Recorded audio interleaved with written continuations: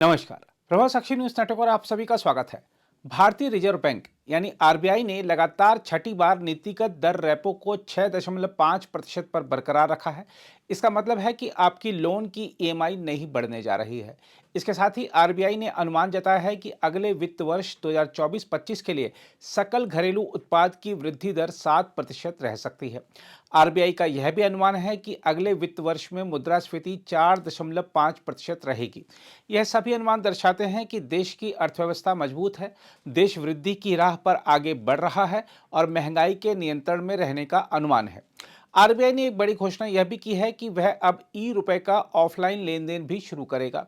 साथ ही आरबीआई ने पेटीएम के मुद्दे पर भी बड़ी जानकारी दी है। आरबीआई के डिप्टी गवर्नर स्वामीनाथन जे ने कहा है कि लगातार गैर अनुपालन के लिए पेटीएम के खिलाफ कार्रवाई की गई और उसे सुधारात्मक कार्रवाई के लिए पर्याप्त समय दिया गया। वहीं आरबीआई के गवर्नर शक्तिकांत दास ने भी पेटीएम का नाम लिए बिना कहा है कि यदि सभी चीजों का अनुपालन किया गया होता तो केंद्रीय बैंक किसी विनियमन वाली इकाई के खिलाफ कार्रवाई क्यों करता। आरबीआई गवर्नर शक्तिकांत दास ने साथ ही कहा कि पेटीएम मामले को लेकर व्यवस्था के बारे में चिंता की कोई बात नहीं है, हम केवल भुगतान बैंक की बात कर रहे हैं। भारतीय रिजर्व बैंक के गवर्नर शक्तिकांत दास द्वारा घोषित द्विमासिक मौद्रिक नीति समीक्षा की मुख्य बातों पर गौर करें तो वह इस प्रकार है। नीतिगत दर या रेपो दर 6.5% पर बरकरार रहेगी। वित्त वर्ष 2024-25 के लिए सकल घरेलू उत्पाद यानी जीडीपी की वृद्धि दर 7% रहने का अनुमान है, जो चालू वित्त वर्ष के 7.3% के अनुमान से कम है।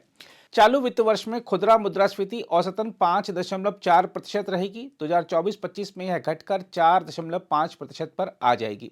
ब्याज दरों में कटौती का लाभ अभी पूरी तरह उपभोक्ताओं को नहीं मिला है। मौजूदा आर्थिक गति अगले वित्त वर्ष में भी बरकरार रहेगी। रबी बुआई में सुधार, विनिर्माण क्षेत्र में निरंतर लाभप्रदता, 2024-25 में आर्थिक गतिविधि का समर्थन करने के लिए सेवाएं मजबूत हैं। निवेश चक्र गति पकड़ रहा है। निजी क्षेत्र के पूंजीगत व्यय में सुधार के संकेत हैं।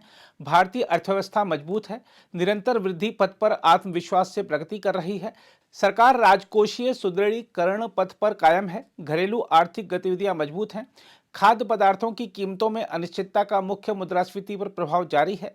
भू राजनीतिक तनाव बढ़ने से आपूर्ति श्रृंखला पर असर पड़ रहा है, जिससे जींस की कीमतों पर दबाव पड़ रहा है। विदेशी मुद्रा भंडार 622.5 अरब अमेरिकी डॉलर है। विदेशी दायित्वों को पूरा करने के लिए यह संतोषजनक है।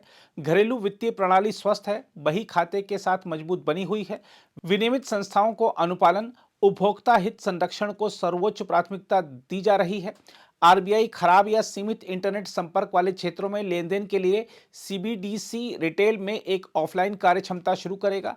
चालू वित्त वर्ष में भारतीय रुपए की विनिमय दर काफी स्थिर रही। मौद्रिक नीति समिति की अगली बैठक 3 से 5 अप्रैल को होगी। अब बात करते हैं ई रुपए की।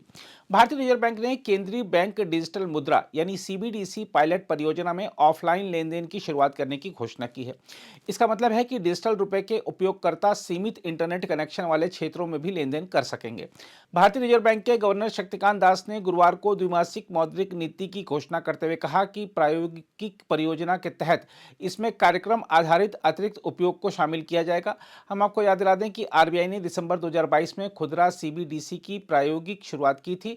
इसने दिसंबर 2023 में एक दिन में 10 लाख लेनदेन का लक्ष्य हासिल कर लिया था। उल्लेखनीय है कि अन्य भुगतान मंच, विशेष रूप से बेहद लोकप्रिय यूपीआई में पहले से ही ऑफलाइन की सुविधा दी जा चुकी है।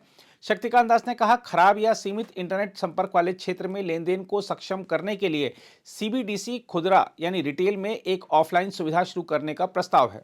उन्होंने कहा कि इस उद्देश्य के लिए पहाड़ी क्षेत्रों, ग्रामीण और शहरी स्थानों पर कई ऑफलाइन समाधानों का परीक्षण किया जाएगा। शक्तिकांत दास ने कहा कि अभी इसके तहत बैंकों द्वारा प्रदान किए गए डिजिटल रुपए वॉलेट का उपयोग करके व्यक्ति से व्यक्ति यानी P2P और व्यक्ति से व्यापारी यानी P2M लेनदेन को सक्षम बनाती है।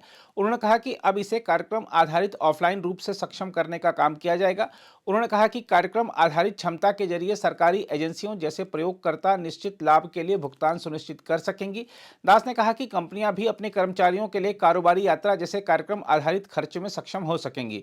उन्होंने कहा, अतिरिक्त सुविधाएं जैसे वैधता अवधि या भौगोलिक क्षेत्र जिसके भीतर सीडीबीसी का उपयोग किया जा सकता है को भी प्रोग्राम किया जा सकता है। बहरहाल आइए सुनते हैं पेटीएम मुद्दे पर आरबीआई ने क्या कहा है। भी अभी अच्छा मोमेंटम है, लेकिन हम एज ए सुपरवाइजर हम रेगुलेटेड एंटिटीज को सुपरवाइज करते रहते हैं और हर एक सुपरविजन में हमारा ये कोशिश रहता है कि पहले जो सुपरवाइज्ड एंटिटी है, बैंक हो या एनबीएफसी हो या कोई भी फाइनेंशियल इंस्टीट्यूशन हो, उनके साथ डायरेक्टली हम एंगेज करें, डायरेक्टली उनसे बात करें और उनको कहे कि आपका ये खामियां है, यहां आपने रेगुलेटरी वायलेशंस आपने किया है, इसको आप सही करिए। अब सही दिशा में आपके जो बैंक हो या एनबीएफसी हो उसको आगे बढ़ाइए और हमारा रेगुलेटरी गाइडलाइन से आप यहां आपका डिविएशन हो रहा है, इसको करेक्ट करिए, सही कदम उठाइए। और उसके लिए हम काफी टाइम भी देते हैं।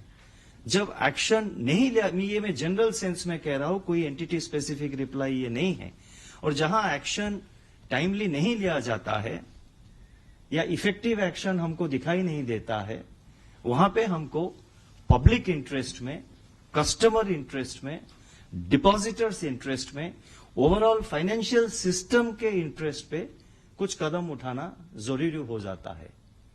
और वो कदम हम इसीलिए उठाते हैं क्योंकि रिजर्व बैंक जो है वो फाइनेंशियल स्टेबिलिटी और फाइनेंशियल सिस्टम का कस्टोडियन है। रिजर्व बैंक हमेशा इस मामले में कमिटेड रहा है, आगे जाके कमिटेड रहेगा। और आपने कहा मजबूत से खड़ा है, रिजर्व बैंक बिल्कुल मजबूत से खड़ा है। अगर आप भी लेना चाहते हैं देश दुनिया की तमाम जानकारी तो आज ही सब्सक्राइब करें हमारे चैनल को। साथ ही नीचे दिए बेल आइकन को जरूर दबाएं ताकि हर अपडेट आप तक पहुंच सके।